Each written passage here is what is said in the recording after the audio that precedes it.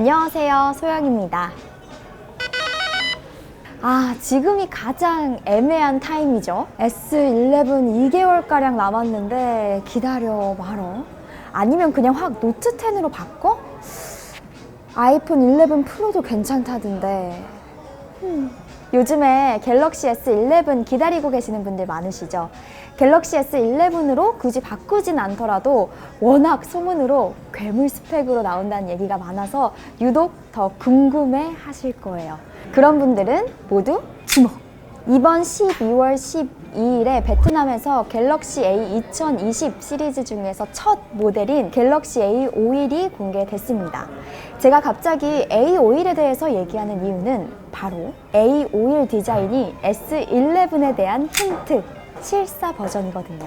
역시나 예상대로 이 인피니티 O 디스플레이를 탑재했습니다. 삼성은 2020년에 A 시리즈건 플래그십 모델이건 계속 이 펀치홀 디스플레이를 탑재하려고 할 거예요. 언제까지? 이 화면 안에 카메라 렌즈를 숨기는 언더 디스플레이를 개발하기 전까지. A51을 자세히 보면 이 펀치홀 크기가 19년도 모델들보다 더 작아졌어요. 여기서 갤럭시 S11 렌더링도 함께 보면요, 이 A51처럼 펀치홀 구멍이 작아 보이죠? 그러니까 이 같은 인피니티 O 디스플레이를 탑재했더라도 노트 10보다 더 발전해서 펀치홀 크기를 더 작게 만들어서 출시합니다. 단, 추가적으로 A51의 베젤을 보면 다소 두껍죠. 반면에 S11은 정말 극도로 얇게 나올 거예요. 이 노트 10에서 혁신적으로 얇았던 그 베젤이 소비자들 사이에서 상당한 인기를 얻었었기 때문에 아마 S11도 제로 베젤 디스플레이로 나올 확률이 굉장히 높습니다. A51의 크기는 6.5인치입니다. 공식 영상에서 여성이 들었을 때 이 정도 되는 크기예요.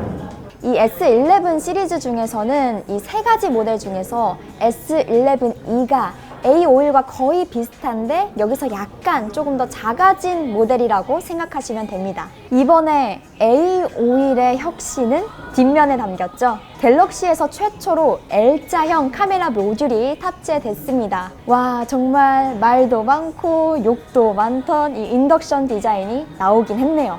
A51 하나씩 살펴보면요, 위에서부터 500만 화소 심도 센서 카메라, 4800만 화소 메인 카메라, 그리고 1200만 화소 초광각 카메라, LED 플래시가 옆에 있고요. 그 다음 500만 화소 매크로 카메라가 들어가 있습니다.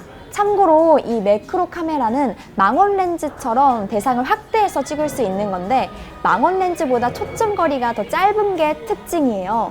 그래서 초점을 잃지 않고 더 가까이 가서 찍을 수 있는 거죠. 이것도 갤럭시에서 최초로 탑재하는 거예요. 와, 좋은 거 많이 들어가네. 렌더링에서도 알 수 있다시피 S11도 A51과 똑같이 L자형 카메라 모듈이 탑재가 됩니다. S11 시리즈 중에서 A51과 카메라 모듈 크기가 가장 비슷한 건 S11 일반 모델일 것으로 보여요. S11, S11e, S11 플러스 이렇게 세 가지 종류는 각각 탑재되는 카메라 개수가 다르기 때문에 카메라 모듈 크기도 다 다릅니다. S11은 쿼드 카메라, S11 플러스는 펜타 카메라, 그리고 S11e는 트리플 카메라가 탑재됩니다. 여기서 주목을 해야 하는 건 갤럭시 S11 플러스 케이스 유출샷이에요. 와, 정말 어마어마하게 크죠? 아니, 이 뒷면은 카메라 모듈밖에 안 보이는 것 같아요. 얼마나 컸으면 이 카메라 모듈이 좌측 위에 있는 게 아니라 세로선을 기준으로 중앙선을 넘습니다. 아니, 아직까지 이 배치가 낯설어서 A51도 좀 모듈이 커 보이는데 S11 플러스는 상당히 아주 매우 부담스러울 것 같긴 해요. 이렇게 카메라 컷아웃이 유독 큰 이유는요, 카메라가 5개가 들어가서도 있지만 이미지 센서 자체가 커지기 때문이에요. 삼성전자는 이미 샤오미에 1억 800만 화소 이미지 센서를 공급한 바 있죠. 근데 이번 S11 플러스에서는 이 샤오미의 미노트 10에 탑재된 아이소셀 브라이트 HMX보다 더 큰 이미지 센서가 탑재가 됩니다. 이렇게 화소수를 바꾸는 이유는 이 워낙 고화소이다 보니까 저화소 센서에 비해서 이미지 처리 시간이 조금 길어진다는 문제가 있었는데 이 점을 해결하려고 하는 것으로 보여요. 뭐 어쨌든 그래서 이 S11 플러스 카메라 컷아웃이 매우 크다는 거예요. 어쩔 수 없는 거겠죠? 여담이지만 그래서 이 S11 플러스는 블랙 색상이 가장 인기가 있을 것 같아요. 카메라 모듈을 숨겨야 돼. 하반기에 출시된 노트 시리즈와 달리 측면의 버튼들이 모두 우측으로 이동을 했어요. S11 렌더링에서도 이와 동일한 모습을 보여주고 있습니다. 하지만 나는 왼손잡이인데 그래서 노트 10이 더 편하지롱. 다행이다. 노트 10 사길 잘했다는 이유가 하나 생겨서. 이렇게 A51을 토대로 갤럭시 S11 디자인을 살펴봤는데요. 사실 S11 빼고 A51 그 자체만으로도 충분히 의미가 있는 제품입니다. 3분기 삼성은 모바일 부분에서 약 3조 원에 가까운 놀라운 실적을 냈어요. 이 실적에 가장 크게 작용을 한 것이 바로 갤럭시 A 시리즈입니다. 일반 플래그십 모델들보다 가격 부담이 적은데 새롭고 혁신적인 기술들이 들어가니까 당연히 사람들의 시선을 끄는데 성공했겠죠.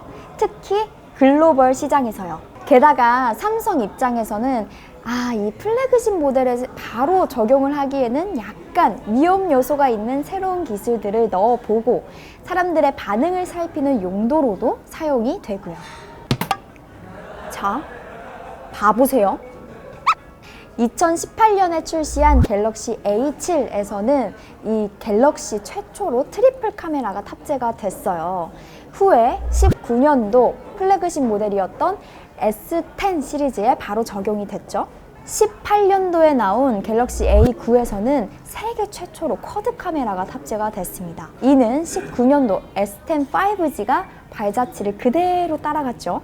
그리고 지금은 우리에게 매우 익숙한 인피니티 O 디스플레이, 이것도 올 1월에 A9 프로에 먼저 적용을 해본 후에 플래그십 라인에 대중적으로 넣기 시작한 거예요. 4월에 공개한 갤럭시 A80, 이 로테이팅 카메라로 유명하죠. 소비자들의 반응도 꽤 핫하고요. 그래서 삼성전자는 이 로테이팅 카메라를 더 발전시켜서 디스플레이 안에서 앞뒤로 회전하는 카메라를 개발 중에 있습니다. 언젠가는 이 플래그십 라인에서 곧 볼 수 있다는 소리겠죠?